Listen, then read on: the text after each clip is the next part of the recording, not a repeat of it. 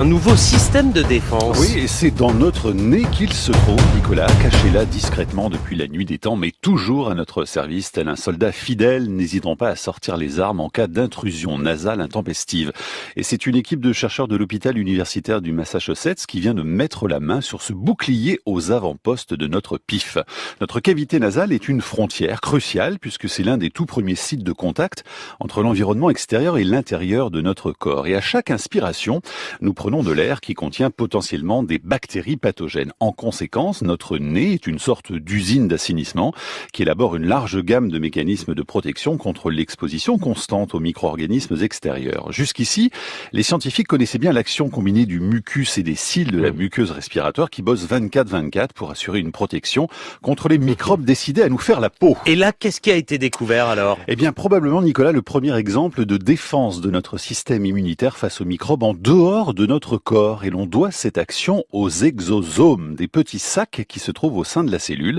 Longtemps considérés comme de vulgaires sous-produits de la machinerie cellulaire, ces exosomes intéressent beaucoup les chercheurs depuis qu'ils ont découvert qu'ils sont sécrétés dans presque tous les fluides corporels, comme la salive, le sang, la sueur ou le mucus nasal. Lorsque dans notre nez, les cellules sentent venir le danger, elles libèrent dans le mucus des milliards de ces petits sacs remplis d'armes destructrices, de véritables cargaisons de munitions, libérées sous forme d'enzymes bactéricides, histoire de dézinguer sans ménagement tous les intrus façon scénario à la Quentin Tarantino.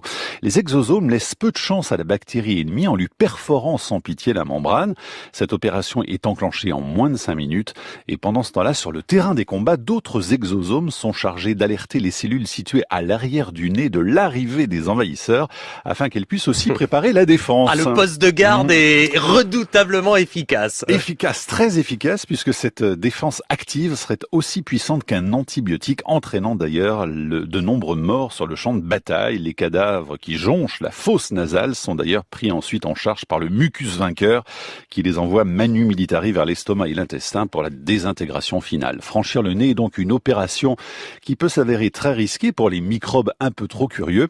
Cette découverte, Nicolas, nous rappelle que nous possédons un microbiote spécifique au nez et qu'il faut en prendre soin pour que nos voies respiratoires puissent bouter les envahisseurs hors de nos narines.